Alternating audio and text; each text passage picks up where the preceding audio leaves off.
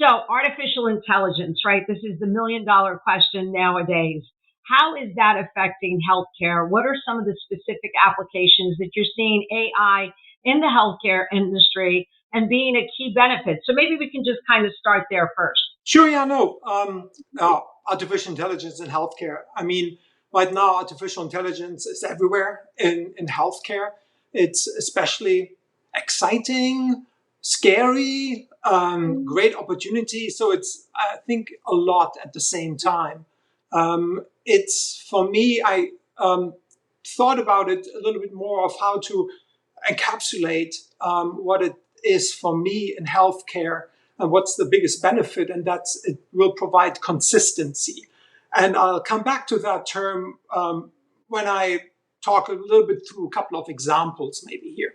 But in generally, it helps you to be much more consistent, independent on the state of the expert. Think about your doctor. Your doctor is in the morning, might be super fresh and gives you the best diagnosis. After a 36-hour shift in a hospital, a resident might not be that consistent anymore as they were before. AI, for me, helps the professionals to be much more consistent, whether they are at the end of a shift or they are just very early in their career or they live somewhere where they don't have all the access to the latest healthcare. And that type of consistency comes in a couple of different fields. So the field that I'm most comfortable with, because I work in that field every day and night often too, is in computer vision. And that's when you try to make an interpretation of a medical image that got taken in the case on what I'm working on with a little video camera that you swallow and that takes images of your intestines, is make an interpretation what it sees. Is there a polyp? Is there an inflammation? Is there a bleeding?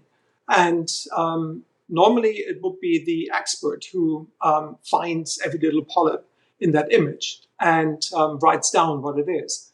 Here, AI in healthcare can actually do that automatically to provide then the expert with an indication, hey, here might be a polyp, take a close look. Do you agree? So that's the tool that AI in healthcare can provide when it comes to things like computer vision.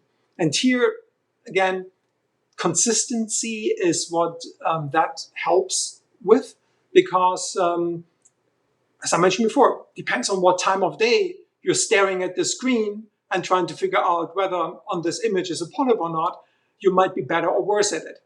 And AI helps kind of level up your game so that you are consistent in your interpretation because AI helps you. So for me, AI is a helper tool. Right. And, well, obviously we both come from, technical backgrounds and, I think AI is the greatest next step. And it's, people are saying, is it an evolution or is it a revolution that's kind of happening in the tech world? What challenges do you see or concerns that you would have in the healthcare industry by relying heavily, possibly, on AI? Well, challenges immediately, obviously, in healthcare come to the point that it's very safety concerned. So you just have to be sure that you're not introducing new mistakes with AI.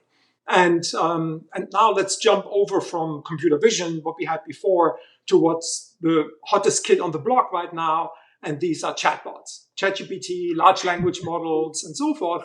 And we all hear about these hallucinations that we get. And if you try out and you work with ChatGPT every day to just help you with your normal tasks of writing a letter to a customer, for example, something that I don't know when I did that the last time, that I actually wrote a real letter with a signature and put it into an envelope and send it to somebody. So it was great to get some help from ChatGPT and thinking about how you do this much more formally. But when it comes to now writing a, for example, diagnostic report, then you don't want the AI to make something up. You need to make sure that whatever is in there is correct. So you need to be able to make an interpretation of that AI and of that output of the chatbot that leverages a large language model, which can be very powerful, as we now see more and more in very recent studies. Very exciting to hear that, hey, maybe the large language model can be better in communicating with the patient, for example. But you need to be able to look at the output in a very critical way and skeptical way as well.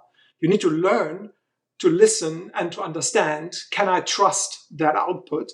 And then embed it into your own tool set. So that's a big challenge. Another challenge is bias. Probably heard a lot about how some AI models have been trained purely on the easiest subjects you can get, which might be white male students of a university, because you can grab them and ask them to come over from the auditorium into the lab and then analyze their data and use that to train a large language model, to train AI, computer vision, or anything else. And then you go out into the wild, and now suddenly you have all kinds of different people and races and ethnic history from people, and they become your patients.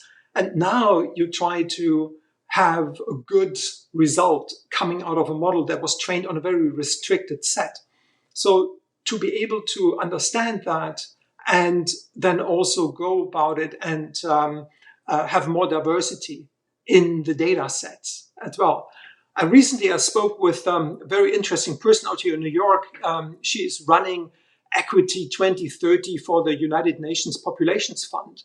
And she said she's on a mission to create more equity for women and just generally globally.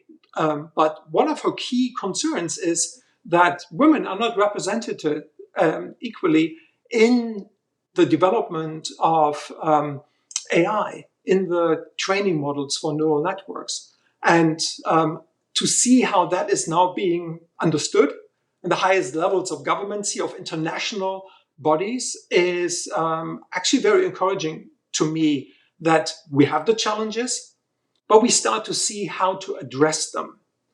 And therefore, I am I'm not concerned when it comes to the things that we know how to address.